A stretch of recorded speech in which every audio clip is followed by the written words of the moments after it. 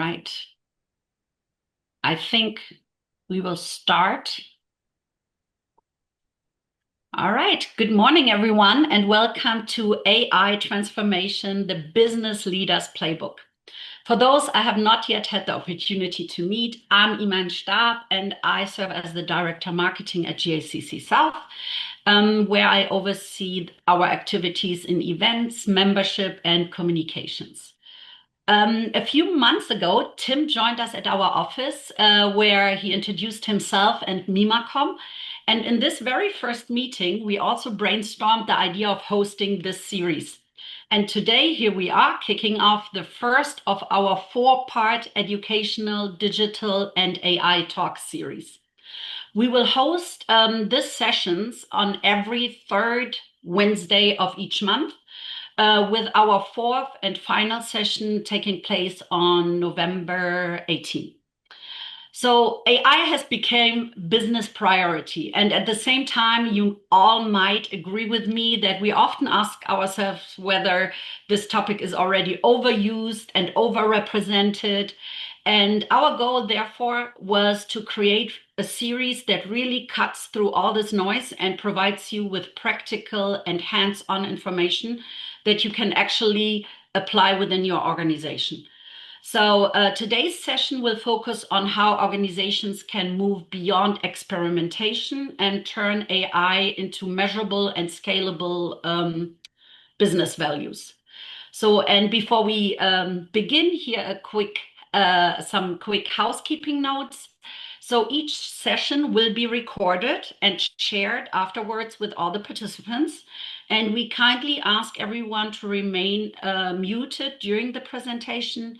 You are very welcome to submit your questions in the chat throughout the session or ask them directly during the Q&A session at the end.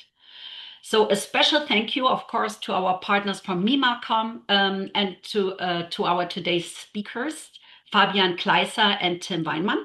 And we really hope that you enjoy our conversation today and looking forward to your feedback. And thanks again for joining us today. And with that being said, I'm very pleased to hand over to Tim and Fabian. Thank you. Great. Thank you very much, Iman. I would like to begin by introducing ourselves. You already mentioned our names, and I would like to say, good morning, everybody who's joining from the US, and good evening, everybody who's joining from Europe. My name is Tim Weinmann. I'm the Vice President of Mimacom, based here in Atlanta, in Georgia, and joined today by Fabian Kleiser, who is Mimacom's Vice President of Technology, actually based in Stuttgart. So he's representing the European part of Mimacom today and talking to the audience based there.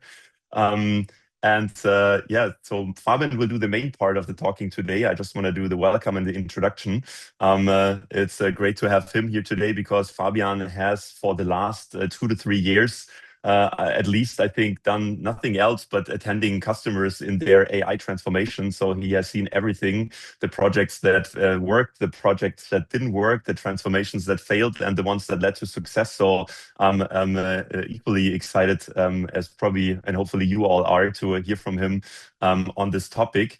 I want to introduce you to Mimacom quickly before we get started. But first of all, say also from my side, thank you very much to Iman, to Claire, Erin, Divya, and the entire GACCS team for making this event series possible and organizing it with us. And I'm really excited about it. Kicking it off with this first one, but hopefully becoming a longer event series then. A few words on Mimacom. As I said, we are, I would say, traditionally software engineering and consulting experts. We have been around for 25 years, founded in Switzerland, actually. So a strong focus on quality and innovation. We are now roughly 300 people with offices across Europe, Spain, Germany, Switzerland, Eastern Europe, and since 2023, also in Atlanta. That was basically, I would say, follow your customer approach, right? We already had customers in the United States for many years. And in 2023, we decided to also pioneer this territory with our own office and to basically talk just quickly about what we do. We enable existing, established, and successful companies to leverage software and AI to stay ahead and stay leaders in this fast-changing digital world. And that really means we are focusing on all the different areas that are needed in order for like a successful AI transformation, beginning with the data for governments and for the platforms you need, going all the way to engineering software, building software based on the AI infrastructure you have, and then leading that to workforce productivity, optimizing the operations in your company, and ultimately, of course, create digital experiences for your customers that lead to great business success. Some of the companies we work for are displayed here. And so, as you can maybe guess, then it is not a coincidence that we are based in Atlanta now. When you look at the upper left corner, right? So some of our biggest customers are, an example, Porsche, Mercedes-Benz, right? So we chose to be close to them here, also in the US. But the other customers reach really across all kinds of industries, from pharma over financial services. So we are pretty agnostic in that space, and have just also started to work for some of the fastest growing AI hyperscalers in California, and helping them with their even their own AI transformation journey. So to jump right into the topic, and assuming that, if you would like to know more about our company or our services, of course, we'd be happy if you reach out to us at any time. But I would like to jump right into the content of this webinar, and talk a bit first about how we came up with this idea, right? So when we opened our offices here in the US, in Atlanta, and we started engaging with the German American Chamber, I joined some of those really great events that are taking place and that are organized. In example, I was at the Zeltwanger factory. I was at the Hermann event, which was really amazing. And I thought it's really great that those companies have the opportunity to share with their community their experiences, right? And everything that they are doing, so that others can profit and benefit from that and learn, right? And there were always such great exchanges. And I really thought it's too bad that we, as a software engineering and AI company, do not have this chance really to invite people to our offices and show them what we do. So that's how we came up with this event series, right? We said, let's do it in a virtual way. There are quite, I would say, a lot of manufacturing, logistics, tax, legal companies that are maybe over proportionally present in the German American Chamber, but there are also a lot of companies that focus on AI and software engineering like us. And so what I really want to highlight here is that this event series is intended to be educational, right? So we are actually open, and we're actively inviting other members that are maybe on this webinar here today, that are experts in this field, to join us for one of the next events, right? And also contribute and share some of their expertise, because we believe that is really what the Chamber is all about, right? It's a big community. We want to help each other. We want to share our experience, our knowledge, what works and what doesn't work with the members. And that's what we really appreciate about it, and what we're proud of being part of. Tim, I apologize for commenting. I didn't see a chat window, so that's why I turned on my mic. Are you sharing your screen? Nothing is coming up on my end. Just wanted to ask. I'm sharing my screen. I have to ask Claire, maybe, or Iman. Yeah, we can see your screen. Can you Okay, please? I apologize. No worries. Can you check and see that you have the standard view on for your personal view? And Yes. then they just reshared, or Tim just restarted his screen sharing as well. Can you see Okay, it I don't now? mean to interrupt. It's an issue on my end, clearly. I will sort it out. Thank you. Oh, good. I did receive feedback. There are a couple of others, so I'm not sure how many people are experiencing that, but I've received 50-50. So Okay. can you repeat, Claire, what to change in the settings? So on the top of your screen, if you can just press standard view for your view, you should be able to see participants along with what's being screen shared.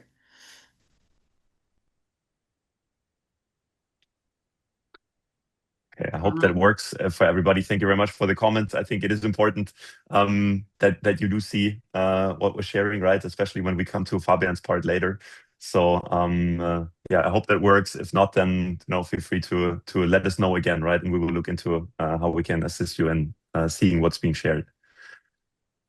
Okay, I would then move on to the next slide in the hope that everybody can see it, right? So when we talk about software and digitalization, I think many of you probably know this quote. Actually, it has been very, very big in the IT and digital world from Mark Andreessen, who's actually co-founder of Netscape and the like PE firm Andreessen Horowitz, and he made this claim that software is eating the world, right? So he argued that software companies would increasingly scale up and displace traditional physical asset-based industry incumbents. And that was a very widely used quote until this man came along and basically amended this quote with software is eating the world, but AI is going to eat software. And I think what's really most amazing to me is that this quote is from 2017. And I really think that, everybody who believed him back then in 2017 and made some investments maybe in his company is probably doing well today, right? I think the value of the company has 100-folded since then. So he was totally right. But let's look into what that actually means, right? That AI is going to eat software. And I think there is one great case that I really like that is a good example to show and demonstrate what is really happening with AI, because this is not about like some better technology. This is not about some better processes.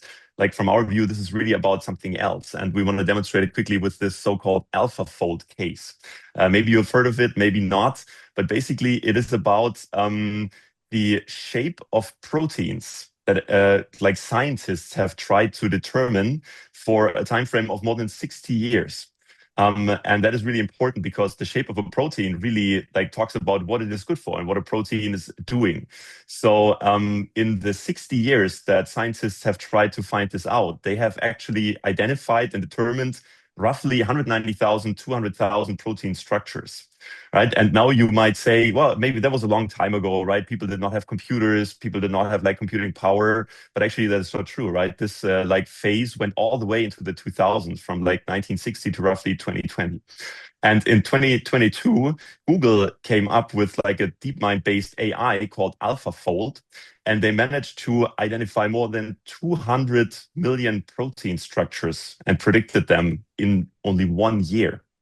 And I think that is absolutely amazing, right? Because we know with AI things go fast. We often hear about like, yeah, you can 1.5x, you can 2x things, you can really accelerate, but that is a different scale. I think nobody really would have imagined a couple of years ago, right? We're talking about like an acceleration rate of 63,000 times faster than we used to be or that we could do before. So if you combine that and take like the 60 years for 190,000 results, and you play them against like the 200 million results in 1 year, that really means that AI shrunk down the time frame from 60 years to only 8 hours, right? And so I think this is like a great way to remember what AI is really doing, right? It's not introducing new technology. I think from the way of looking at it as a business, AI is bending time. And it is allowing us to come from ideas to building capabilities to executing and shipping something, right? That is like was decades or years or maybe months. And now we are able to do these things within hours, within days, maybe, right? So, and I think the message that I would take away from this is that we can either use this in our company as an advantage, or we can like watch others do it and take our market ultimately, potentially, right?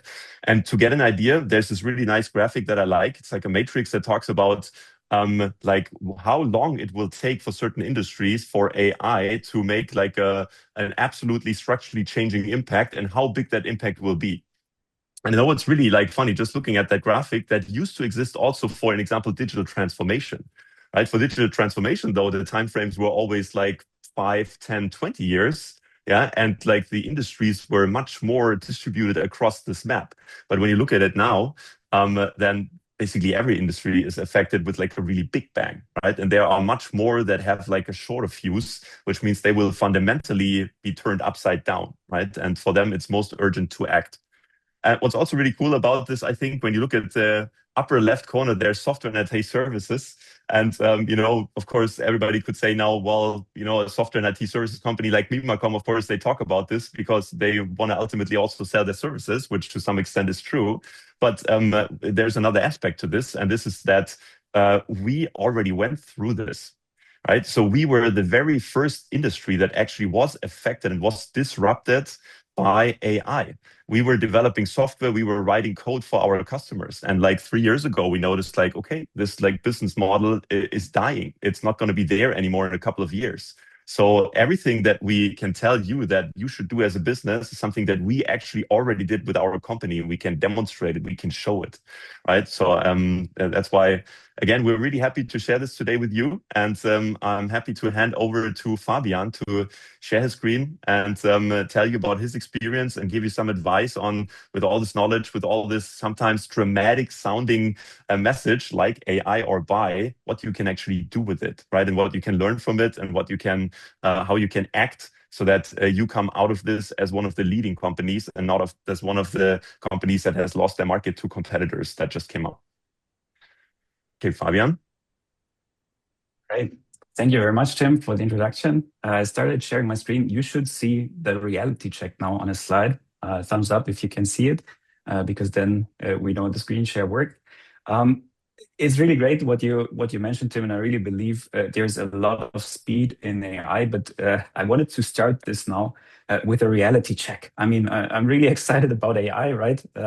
I'm a technologist at heart, so AI is super exciting technology, but the question is really, where are we today? I mean, everyone's talking about speed. If you look at LinkedIn, you feel like left behind, but what's real? I mean, this is really hard to tell nowadays.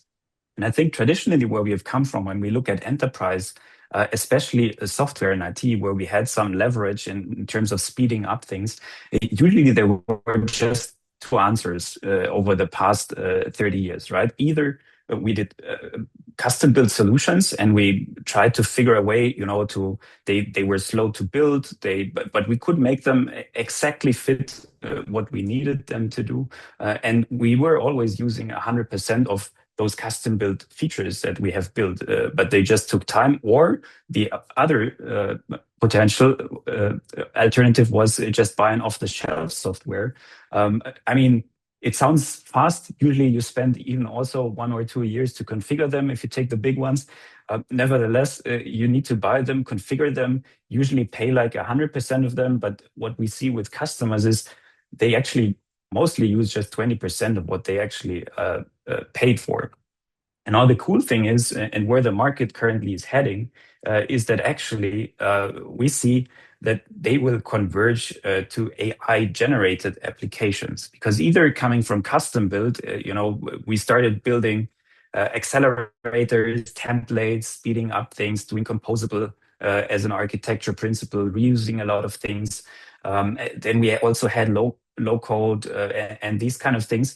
But this will converge into generated applications. The models have come so far that the cost and the time to actually generate custom applications is vanishing dramatically fast. And of course, there's a difference in generating complex applications, but for small things, definitely that's the reality today.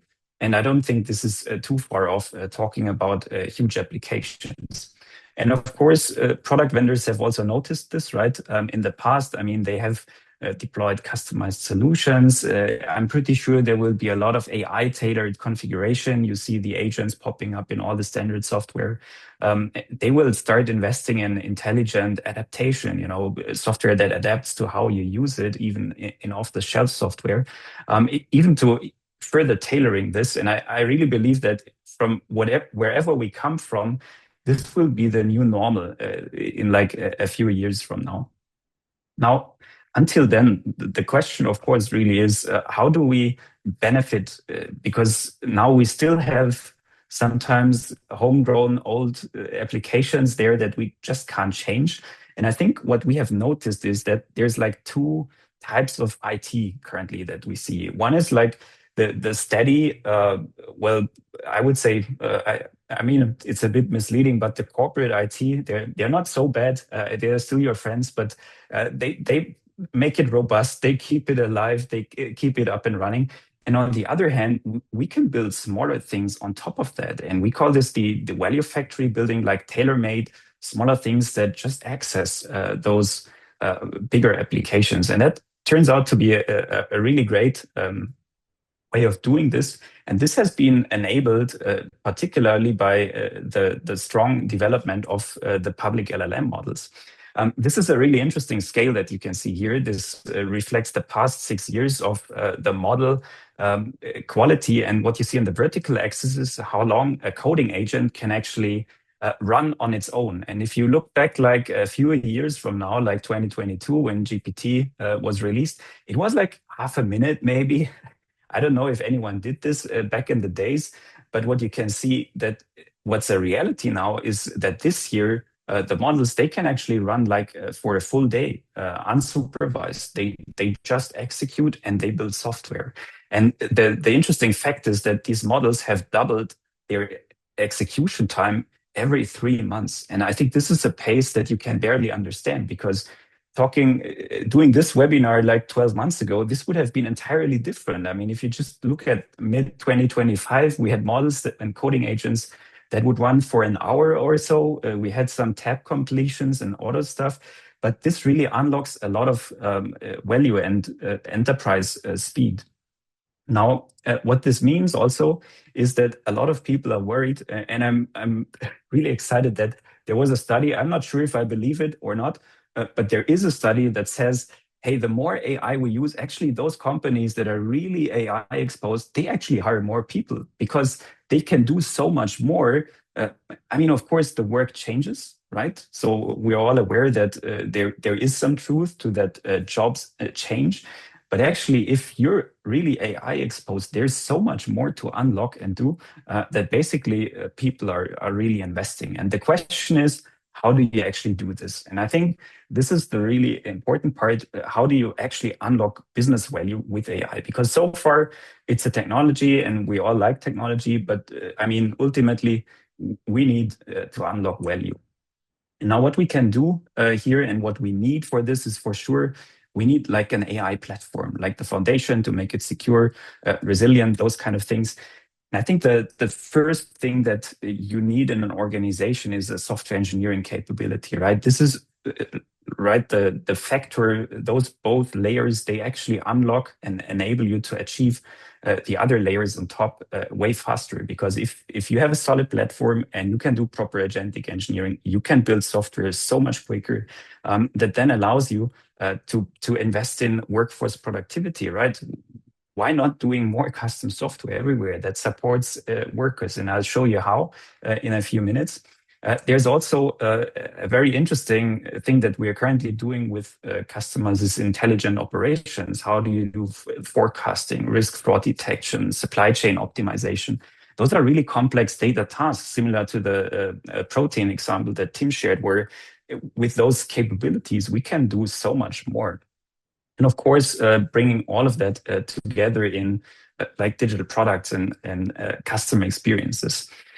What I'm going to do now in this webinar is I'll focus on those two layers, because those are the first ones that you can really unlock a lot of value today, and that allows you to then move up the chain. And we'll show you in a later series or webinars in this series also some examples of what we do in those upper layers.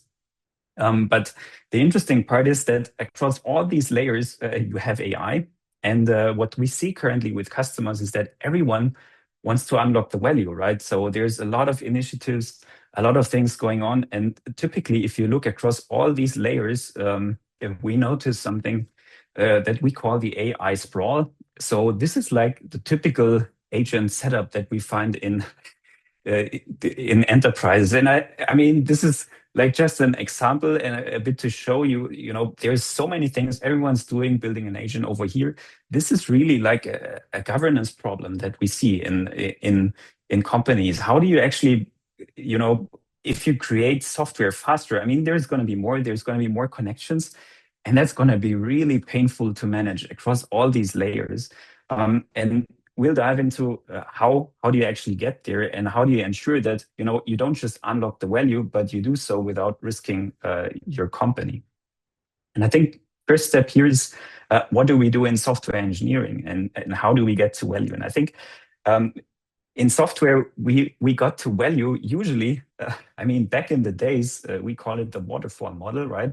So we tried building a car and assembled each part, and then finally we realized, okay, we need to get to this car and actually along the way we did have nothing that actually worked.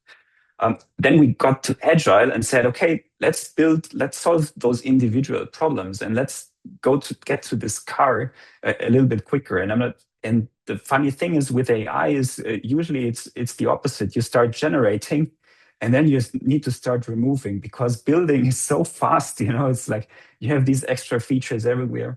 And if you just want a car, and this is the value, you don't need all those extra features. And this is really becoming a core problem that we need to manage.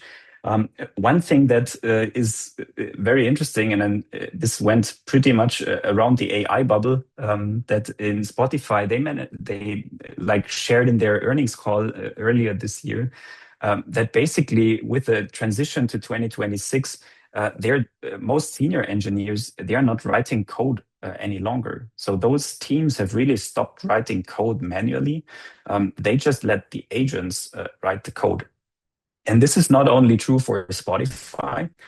This is not only true for big tech. Actually, this is really doable and achievable. And this has become a reality for our teams as well. I think there's really a huge difference that you need to be aware of, because everyone says nowadays we are using AI, and for sure, yes, you're using AI, and the tools are everywhere. But it's just a tool; it doesn't help you automatically get to an efficiency gain. And what we see is basically two types of teams and setups. One is where people are still doing kind of the old workflows, but they just sprinkle AI on top. And you write to the chat, hey, write me this user story, design me a little, write these requirements, write the unit test, all these kinds of things you can do. And basically those companies are really struggling to get the value. They invest a lot in AI, but they just don't unlock efficiency gains. And now what really happens is you can have agents doing the work. And this really is a difference in the workflow. So software engineering itself has really changed in terms of how teams work to actually create software, because they basically orchestrate the agents that then do the work. And once you have this shift, those teams are way more efficient, and it's very easy to unlock efficiency gains beyond 50, 70%, depending on the maturity of those teams. But that also means that the skills in those teams actually change. What we notice is that previously we had, developers that just execute on a specification. We then were really proud. Hey, we are the engineers. This was the mantra in the industry for the last 10, 15 years. We solve technical problems, right? The harder the problems, the merrier the engineers. But now actually what we see is that we will have a new kind of builder species here, or role. We call it the product builder at this point. And the difference is that the product builder really can focus on end-to-end business value. And I think this is really important to understand, because those teams need to be enabled to really work on the business value. We have teams where last year they haven't been transformed to agentic engineering. They took like 2 or 3 weeks to build new features. This year they take like 2 days to build these features. Now we just compressed 2 weeks into 2 days. That means they can build a lot more features. And I think this is exactly the AI sprawl, right? You can imagine this car, you're building features over here, features over there. But if you don't understand the user or those teams and the engineers, there's really going to be products that no one's going to use. This also has a huge impact actually on the organization. We are currently really going from, during the agile time, we had these 2 pizza teams where we had like 6 to 8 people building software. But now we actually see that the most effective teams are actually single pizza teams. So those teams are like 2 to 3 of those product builders that deeply understand the business and that are supported by a fleet of agents that then really build the software and a lot of the value. And that is something that really changes, and where you can really, first of all, unlock a lot of efficiency gains. But also imagine, I mean, for a lot of customers, we're now facing the challenge that, the backlogs run empty. This has never been the case for the last decade. Everyone used to have more things to do, more things to add, but we just weren't fast enough in software to deliver. And now it's vice versa. We're now hunting the business and saying, look, we've this already done. What's next? And here, really, the trade-off is that, of course, we can now focus more on users. And this is very uncomfortable. If you need to understand users, user needs, and you need to decide what to build. This is very new, especially for engineering teams. But this is where I would say the majority of the focus in these teams actually is at the moment. And there, actually, AI is an amplifier. So what we see and what's pretty clear is that if we have a functioning team that focuses on the user, that incorporates user feedback, they move a lot faster in the right direction. But teams where there's like we call it the dysfunctional teams, and I'm pretty sure everyone knows which teams are dysfunctional in their organization because they are there. If you give them a way to move faster, they will just move faster in the wrong direction. And I think this is really an important thing to fix and look at, because actually we will move faster. There is no way around it. What we see across the projects and the fleet is that actually we see a productivity boost in engineering of like 3 to 5x. We have like cut down time to resolve issues and diagnose stuff by a factor of 10. I mean, usually today when we have like a bug, the agent does a root cause analysis, proposes a fix, and the human validates is this fix like the right thing to do. And that does mean that we can do so much more. And the question now, of course, is what are we going to do more? And I think this is looking up those layers. And I think what I'm really excited about is the first layer, because this is really immediately visible. This is like the workforce productivity. And that's what we have done, at least at Mimacom, and what we are starting to do now for our customers as well, is, and I really believe this, is that AI is really for software what Excel was for data. So we see a lot of our customers that have, spreadsheets, and everyone knows those huge Excel files and dreary spreadsheets where you got to do some things and everyone's collaborating. And we can just now, as building software has become cheap, turn those Excel files into working software that really helps users. We can automate things, we can add intelligence to those things. And if you really start looking around, there's so many, we call it the unwritten specs. There's like spreadsheets, but also people taking notes. There's like, sometimes business is even done in WhatsApp groups, in sticky notes, email threads. Regardless of where you look, there's so much potential to automate, to optimize with tailor-made applications that really unlock so much productivity. And just bringing some examples here, if you listen to your colleagues, they will say, I'll do the reports at home on Sunday, when I have some focus. But why doesn't AI write the report in that case, right? And you just review the written report. Copy pasting from one system to another. So relying on people that have the knowledge.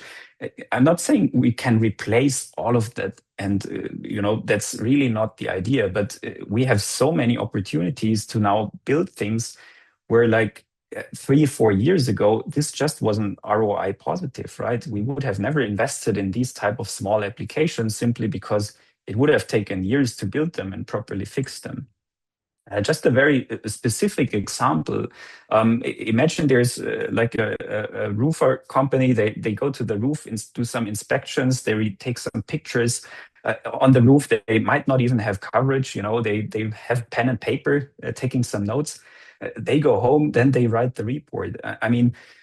Why not change this? We can now easily build applications, for example, just with even offline capabilities, taking some pictures, doing some audio transcripts, and the people talking, here's a problem over here, we need to fix that, and then compile a quote and the report automatically. And like 2-3 years ago, you would have said, well, yeah, sounds great. So what are we going to do? It's going to take like a year and 2 million.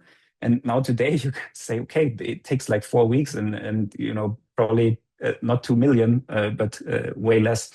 And I think that is one thing where I feel that people have not understood how quickly and how fast we can actually unlock workforce productivity, because if they don't need to write so many reports, they can inspect more roofs and actually provide more value to their customers in the end. Now they can't hand off the responsibility for those reports. But typically when you look in your organization, you can easily do those business cases, right? So if they write the reports daily and they take like an hour or two to write, I would say like we can automate at least 50% of that by just changing how they capture the input for that report. And if you have 12 of them, that's like 2,000 hours a year.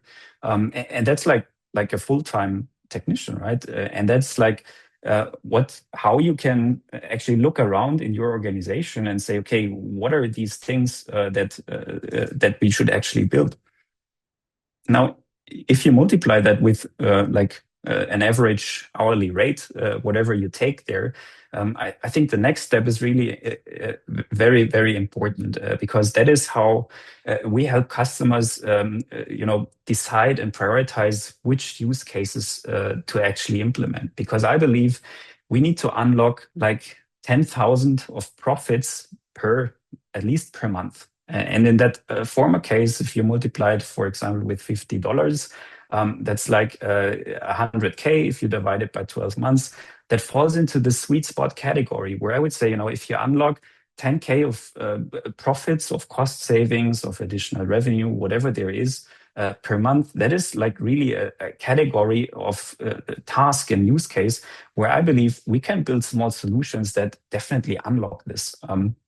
And if we look in the teams, everyone has cool ideas. Sometimes, there's like really niche use cases where if you do the math, you would say, yes, for sure, this is annoying if you do this once a year, but probably it's really not worth actually building something for it, even if we can do it very quickly. And I think this is the conversation that we can have, that we need to have, and really focusing, okay, how do we unlock this potential here? And once you have identified them, of course, you can't just build the tool. You need to ensure that, and this is again where the product builders, getting back to this, they talk to those field technicians. They understand what do they need to do on the roof. They come with ideas. They challenge directly with the customers.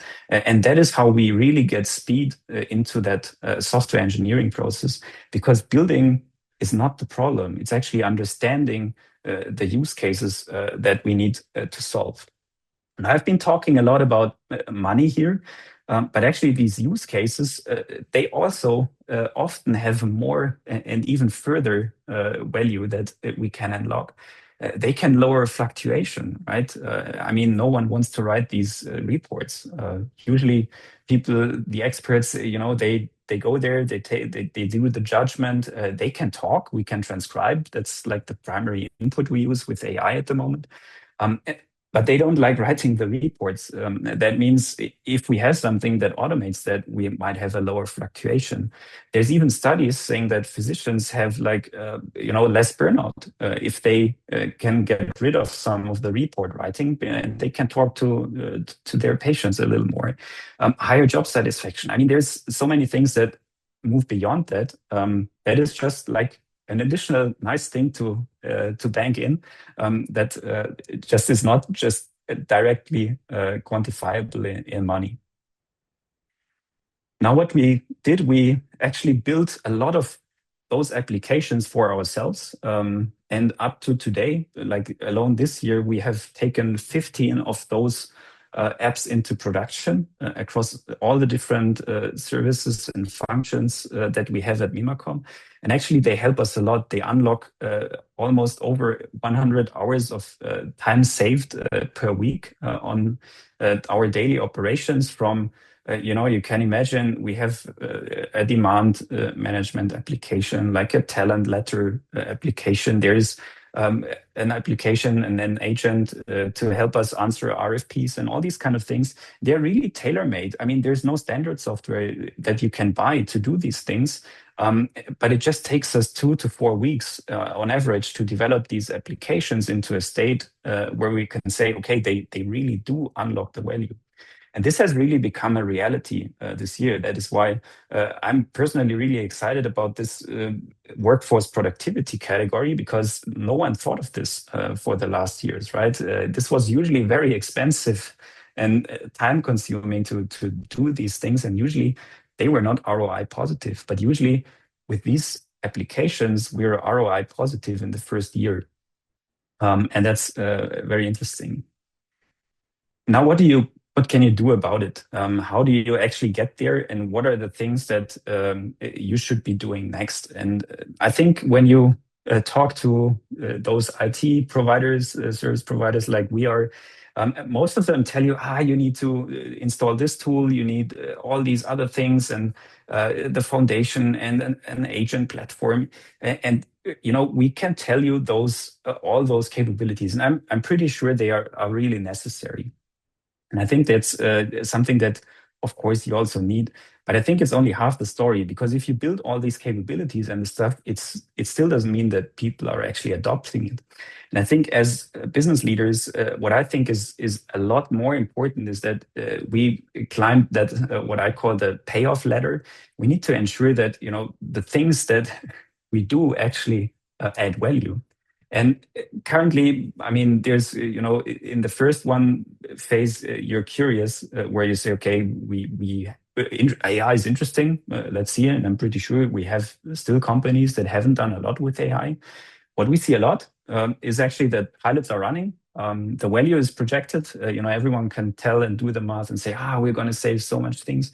But actually, regardless to which customer we have been talking to in the recent months, they all say, we've spent so much now, but we actually don't see the value. So what can we do about it? And I think there's like the next step that is really important is to have those proven use cases that we have just seen with the field technician. You can say, okay, we have a baseline, we can measure this, and we can also say, this actually delivers business value. And this is something that you can reach on 1 or 2 applications, and usually customers have those cases. And the question is, okay, then how do you get to a repeatable process? Because usually those first ones are the ones where you say, okay, there's like a hero that really drove this, that understood the business, that said maybe a field technician that is very technical, does some software engineering in his spare time, and he built this application for himself. Actually, that's happening a lot, right? A lot of applications being built by subject matter experts and not even software engineers anymore. Because they understand the problem, right? And now, how do you operationalize this so that actually this becomes like a part of your business?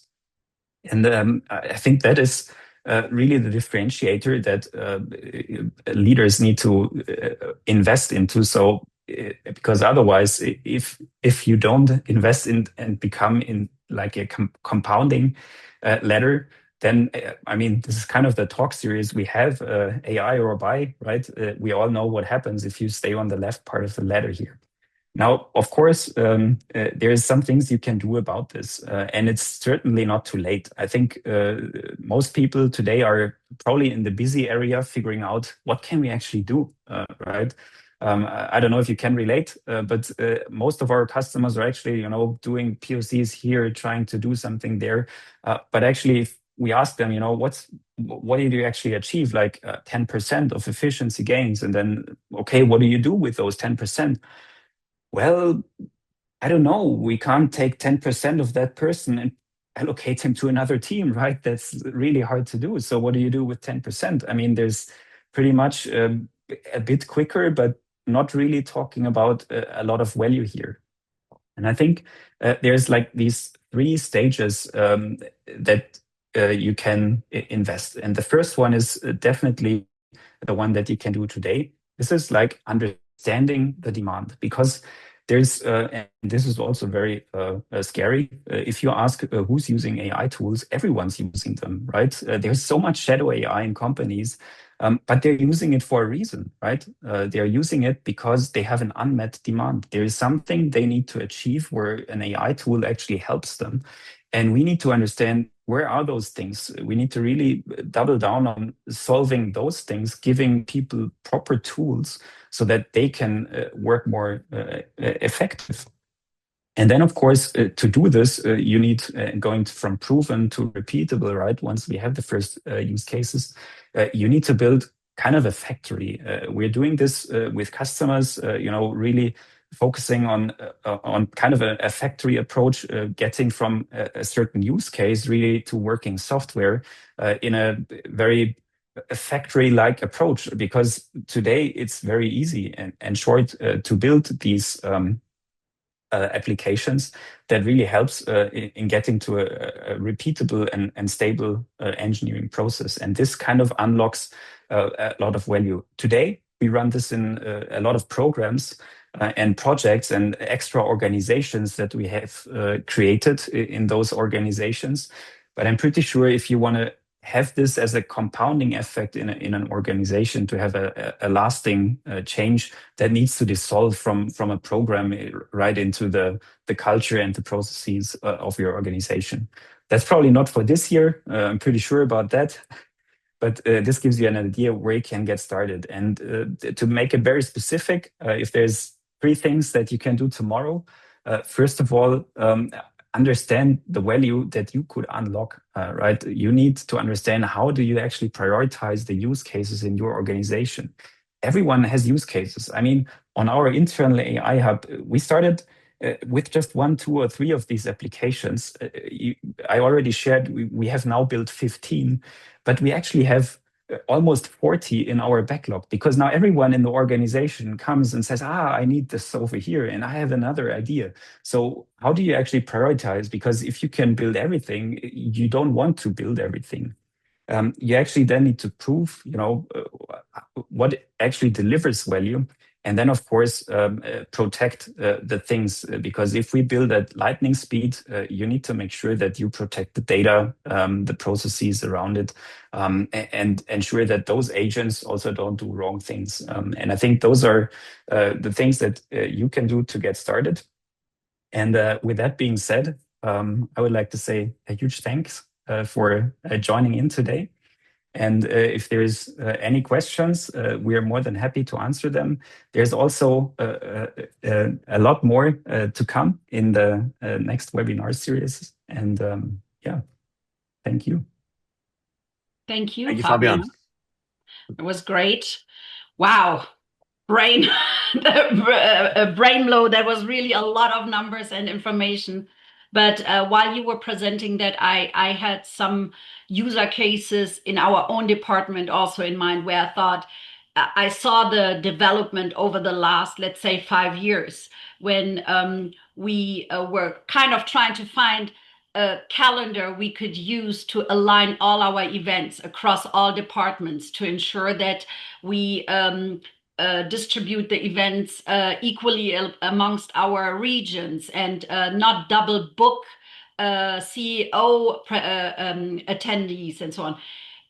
We tried every year to find some technical solution for that works across all departments and makes it easy, and without saying, we do it in the calendar in Outlook, and then in Teams, and in Excel, and every year it got better.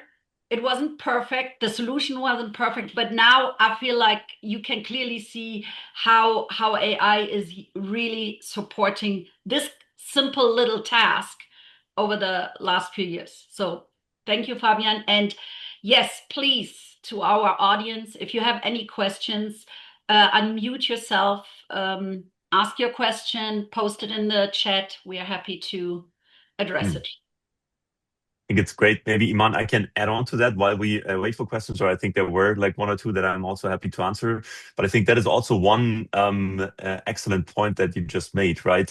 I think what we often see when we talk to organizations that are in situations like what you just described, right, it is very noticeable that for understandable reasons, those people who have these thoughts on mind of what could be improved have been told that it's just not possible because resources are limited, because money is limited, because it's too complicated, because you need integrations into other systems that are like not available, right? And I think it is really important to work on a cultural like mindset change, right? That actually encourages people again to think of those things because now they are possible, right? And a lot of value can be created at like cost that is much lower than it was a couple of years ago, right? And technical hurdles that existed can now be overcome much quicker and much easier, right? With the use of AI technology, right? So I think it's a good point. Of course, still an organization cannot do everything, right? And you still need to manage it. And I think, Fabian just talked about a few like ways of how that can be done. But in general, I think it's a really great point, right? So people need to be encouraged to think bigger again, right? And like come up and mention that problem again that really could be solved potentially with an AI solution, right? So there was one question. Also, I just want to answer that you already did in the chat, right? But the session was recorded and will be shared, and we are happy to also share the slides. And also, if you have questions on like a specific slide or anything like that, feel free to reach out to a team at the chamber or like myself or Fabian directly. We're also happy to share that information with you. Yeah.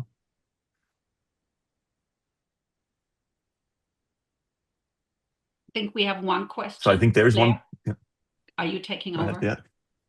I can go on that, but I think it's good, Fabian, maybe to answer it like from a content perspective. There's a question that says on sales, can we use AI to replace CRM solutions, or will CRM solutions improve with AI?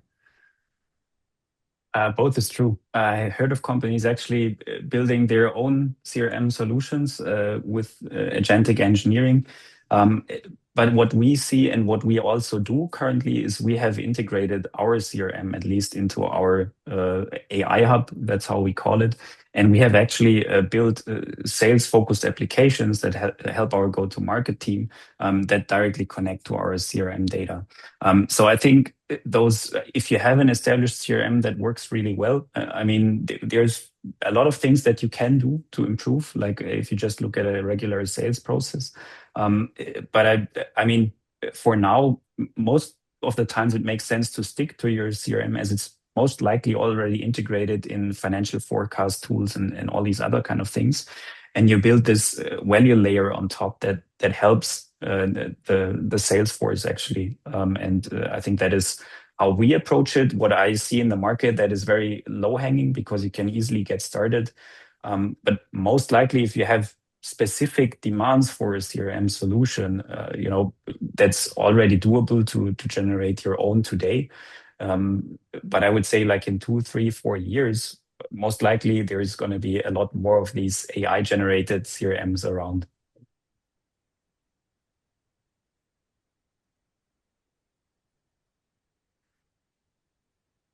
Thanks. So while we're still open for questions to speak up or also to put in the chat, I want to add on quickly to the topic of the next webinar, the Beat the Regulators, Material Compliance Automation. Fabian just mentioned it, right?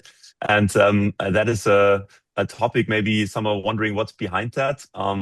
But as I think everybody who maybe is in like a company that manufactures things and assembles things and sells it into certain markets, like in example, the European Union that I think has kind of a reputation for liking to regulate things and come up with rules that have to be considered.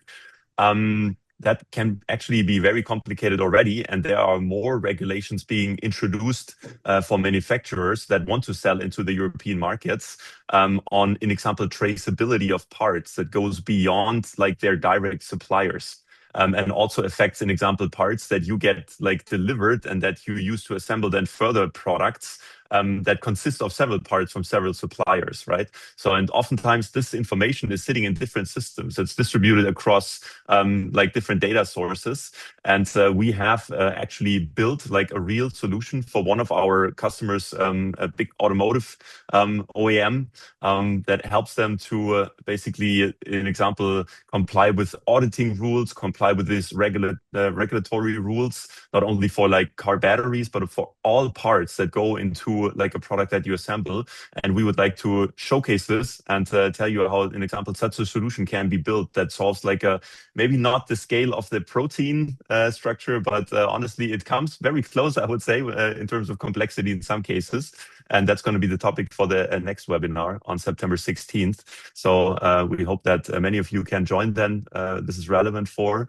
And then we will communicate also the topics of the following webinars after that. As I said, I would like to invite everybody again who's interested, who has a topic that they would like to talk about, right? So this does not only have to be about like the Mimacom cases, but we would be happy to also have other people share their experience with the Chamber community. Okay, there were no more questions in the chat, I think.